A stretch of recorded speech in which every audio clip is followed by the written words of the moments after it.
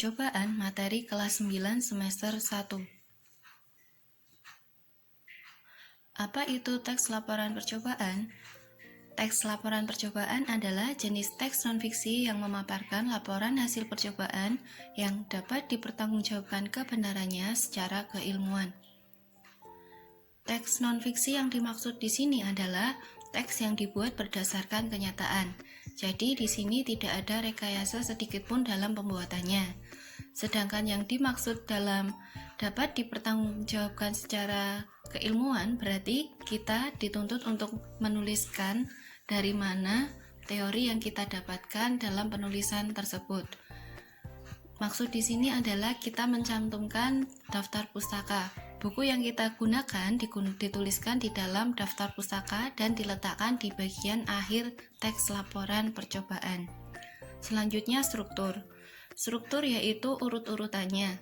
Sebagaimana laporan ilmiah, yang pertama itu adalah judul, lalu ada pendahuluan, terdiri dari 3 hal yaitu latar belakang, rumusan masalah, dan tujuan penelitian.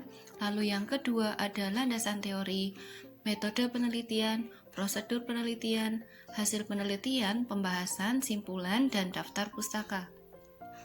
Contoh teks yang saya berikan yaitu tentang membuat slime aman tanpa boraks. Berikut adalah contoh teksnya. Pendahuluan. Pendahuluan terdiri dari 3 hal yaitu latar belakang, rumusan masalah, dan tujuan. Latar belakang dalam penelitian ini yang pertama adalah belakangan ini slime menjadi media bermain yang begitu digemari anak-anak. Namun sayangnya, kita tidak mengetahui apakah bahan-bahan yang digunakan untuk membuat slime itu aman atau tidak. Rumusan masalah yang ada di dalam percobaan ini adalah bagaimana cara membuat slime yang aman dan tidak mengandung bahan kimia yang membahayakan. Tujuan dari penelitian ini yang pertama, penelitian ini dilakukan agar masyarakat dapat mengetahui bagaimana cara membuat slime yang aman dari bahan kimia yang membahayakan dan dapat membuat slime sendiri. Nah, 3 hal ini wajib dituliskan di dalam pendahuluan. Namun inti dari tiga hal ini adalah di bagian tujuan. Tujuan wajib dituliskan secara jelas supaya yang melakukan penelitian dapat mengetahui apa tujuan dari penelitian tersebut dan pembacanya pun mengerti apa maksud dari penelitian yang dilakukan oleh seseorang. Berikutnya kita akan membahas tentang landasan teori. Landasan teori di sini membahas tentang hal-hal atau istilah asing yang ada di dalam sebuah penelitian dan juga teori yang digunakan dalam sebuah penelitian. Di sini yang dicantumkan adalah pengertian dari slime, lem povinal, dan aktivator. Aktivator adalah bahan tambahan yang mampu meningkatkan penguraian mikrobiologis dan tumpukan bahan organik. Ini adalah contohnya. Jadi misalnya kalian menggunakan penelitian lain, bisa jadi landasan teori yang kalian gunakan itu bisa berbeda. Selanjutnya kita akan membahas mengenai metode penelitian. Metode penelitian di sini membahas tentang alat dan bahan yang digunakan di dalam sebuah penelitian. Metode penelitian yang digunakan untuk anak SMP itu lebih sederhana. Di antaranya mencantumkan bahan. Bahan di sini adalah bahan-bahan yang digunakan dalam membuat slime. Contohnya ada deterjen, lem povinal, cairan pembersih lantai, air, deterjen cair, dan bubuk seperti yang saya katakan tadi. Lalu untuk alatnya yaitu ada sendok, ada wadah pengaduk yaitu ada baskom, atau bisa digunakan alat yang lainnya. Berikutnya mengenai prosedur penelitian. Prosedur penelitian berarti di sini menuliskan tentang tata cara dalam sebuah penelitian tersebut. Berarti di sini tata caranya tidak boleh terbolak-balik ya, berarti harus secara runtut.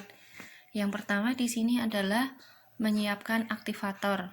Lalu kemudian mencampurkan bahan-bahan ke dalam wadah. Lalu kemudian mengaduknya supaya menjadi tercantum rata.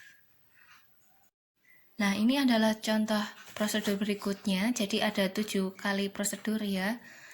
Nah, ini untuk penelitian anak SMP masih sederhana, jadi setiap orang bisa melakukannya. Selanjutnya adalah hasil penelitian. Hasil penelitian di sini adalah slime itu menjadi lentur, kenyal, wangi, dan bebas dari bahan kimia yang berbahaya. Yang dimaksudkan di sini adalah boraks. Pembahasannya yaitu karena slime dibuat sendiri dan menghindari bahan kimia yang berbahaya bagi kesehatan, maka slime ini aman untuk digunakan oleh anak-anak. Jadi tujuannya sudah tercapai ya dalam sebuah pembahasan. Kita mengetahui ternyata di dalam pembuatannya kita tidak perlu menggunakan boraks dan hasilnya pun sudah menjadi lentur, kenyal, dan wangi. Setelah pembahasan, kita masuk bagian simpulan. Simpulan di sini adalah contohnya, slime buatan sendiri bebas dari boraks dan aman digunakan untuk bermain anak-anak. Ini hanya contohnya. Ketika kalian melakukan penelitian lain, berarti simpulannya sesuai dengan apa yang kalian lakukan. Setelah ada simpulan, terakhir ini adalah daftar pustaka. Daftar pustaka ini sifatnya opsional. Bila kalian menggunakan buku yang ditulis oleh seseorang, berarti kalian wajib menuliskan daftar pustaka dari buku yang kalian gunakan. Daftar pustaka sendiri itu memuat nama, tahun, judul, kota, dan penerbit. Ini seperti yang sudah saya berikan ketika kalian ada di kelas 8. Nah, itu contohnya, jadi mudah bukan?